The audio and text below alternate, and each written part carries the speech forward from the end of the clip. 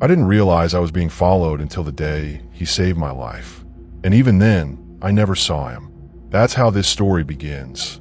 Not with screams or shadows, but with an unsettling truth that feels like a splinter under your skin. A truth so quiet, you might miss it if you're not paying attention. It started 3 years ago, though I only pieced it together recently. I was living in a small apartment downtown, working late nights at a marketing firm. My commute home was predictable. A 15-minute walk through dimly lit streets lined with brick buildings and flickering streetlights. It wasn't glamorous, but it was safe, or so I thought. One night, as I turned onto Maple Street, something felt off. Not dangerous, exactly, but different. Like the air had shifted just enough to make me glance over my shoulder. There was no one there, just empty sidewalks stretching into darkness, but the feeling lingered. For weeks after that, I couldn't shake it. Every time I walked home, I'd catch myself looking back, expecting to see someone behind me, but there was always nothing. Then came the first incident, the one that should have tipped me off but didn't. I was crossing the park near my building when I heard footsteps behind me. They weren't loud, just faint taps against the pavement, keeping pace with me. My heart quickened, but I didn't turn around. Instead, I sped up, clutching my bag tighter. The footsteps matched my speed. When I broke into a jog, they did too. Panic surged through me. I reached for my phone, ready to call 911, but before I could dial, a voice cut through the silence. "Ma'am, watch out." I froze. Ahead of me, barely visible in the dark, was a man crouched on the ground. He held a knife, a glint of silver in his hand, and he was reaching for something on the bench beside him. Without thinking, I stumbled backward, tripping over my own feet. That's when I noticed another figure standing between us. Tall, broad-shouldered, and completely still. His face was hidden beneath the brim of a hat, but his presence radiated calm authority. The would-be attacker hesitated, then bolted into the trees. Just like that, he was gone. Shaking, I looked up at my rescuer.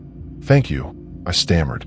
But when I tried to meet his eyes, he stepped back into the shadows and disappeared. At the time, I chalked it up to adrenaline and luck. Stranger saves stranger.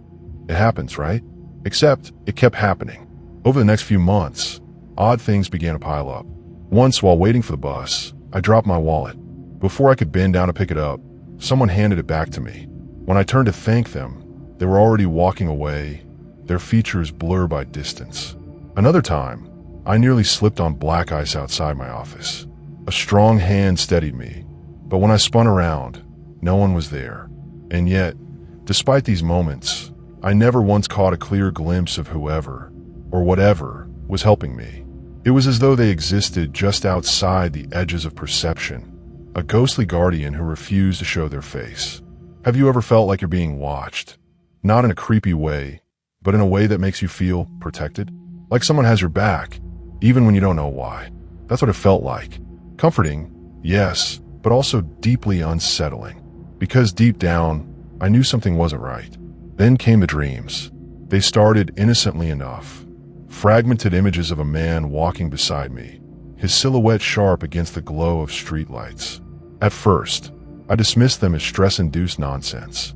But soon, the dreams became more vivid.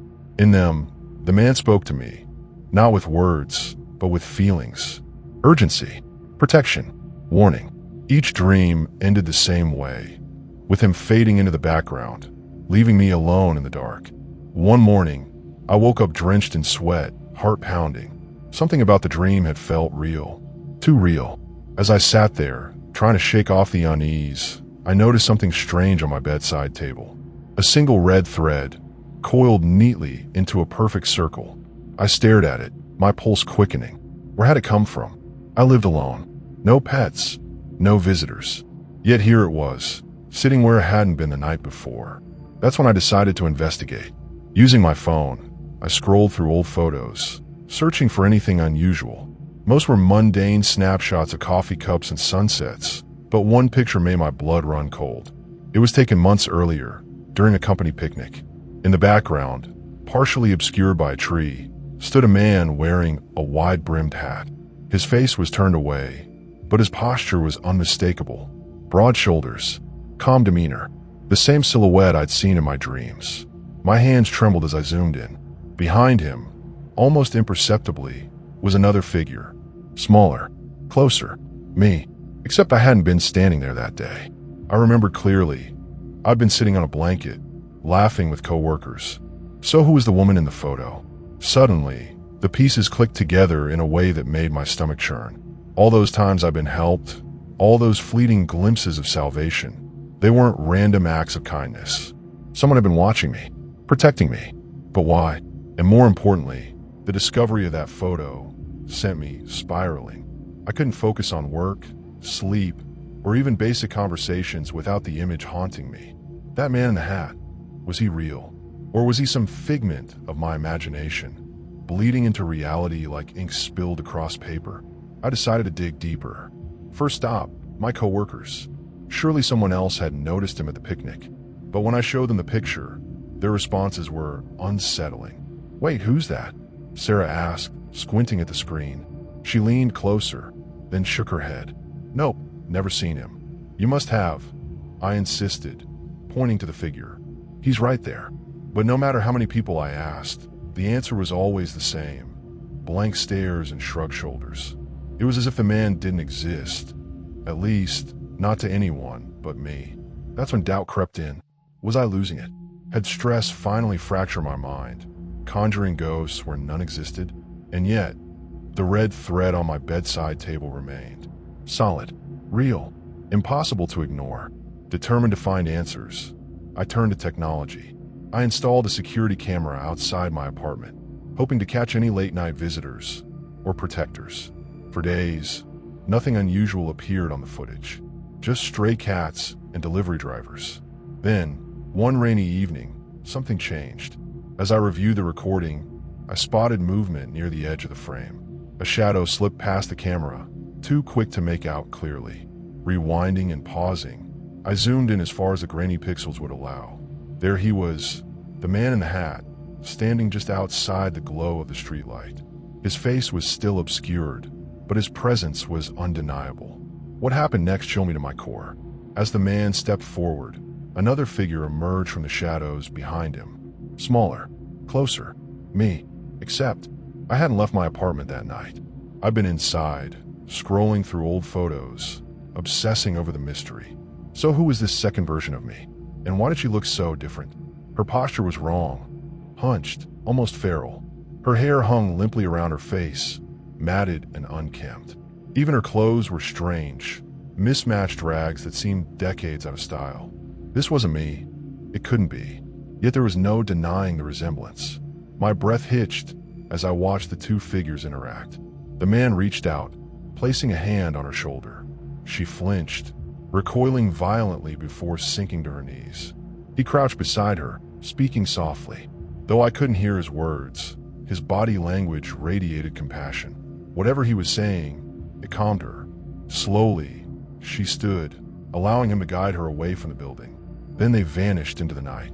I sat there for hours, replaying the clip over and over. Questions swirled in my mind like storm clouds. Who was she? Why did she look like me? And what role did the man play in all of this? Desperate for clarity, I scoured the internet for answers.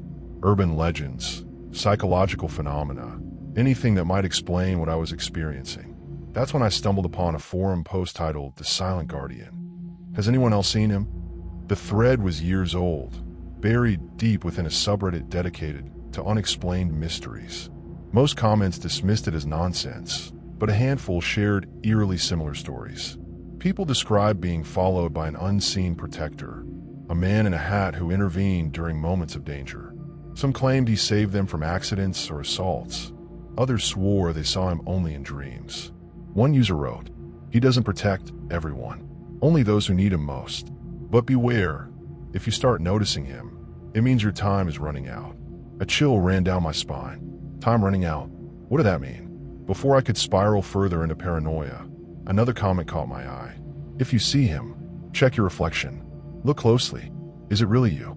Suddenly, the memory of the red thread returned. Without thinking, I rushed to the bathroom, heart pounding. Staring into the mirror, I examined my reflection inch by inch. At first glance, everything seemed normal. Same tired eyes, same messy hair. But then I noticed something subtle. a faint scar above my eyebrow, a scar I didn't remember having. Panic bubbled up in my chest. I pressed my fingers against the glass, studying the mark. How long had it been there? Days? Weeks? Months? My mind raced, searching for an explanation. Had I injured myself and forgotten? Or was this proof that the woman in the video wasn't just a doppelganger? She was me?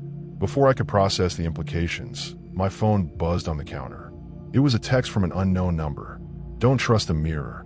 I dropped the phone, stumbling backward. The message was simple, yet its weight crushed me. Don't trust the mirror. What did that mean? Was someone watching me? Playing games with my sanity? Over the next few days, I became hyper-aware of every reflection I encountered. Store windows, car mirrors, even puddles on the sidewalk. They all felt like traps, waiting to reveal secrets I wasn't ready to face. Each time I looked, I half expected to see the haggard version of myself staring back, her hollow eyes accusing me of what? Ignoring her, replacing her. Then came the final twist, the one that shattered everything I thought I knew. It started with a knock on my door. When I opened it, no one was there. Just an envelope lying on the mat. Inside was a single Polaroid photo. The image showed the man in the hat standing beside me, or rather, beside the other version of me. We were in the park where I'd nearly been attacked, except this time, the scene was frozen in time. The would-be assailant was mid-lunge, his knife inches from my throat, and between us stood the man, his hand raised as if to shield me. But here's the thing, I wasn't in the picture, not the current me. Anyway, the woman in the photo was the ragged, feral version, the one from the security footage. Her expression was wild, desperate, terrified. On the back of the photo, written in shaky handwriting, were 3 words. "You're next."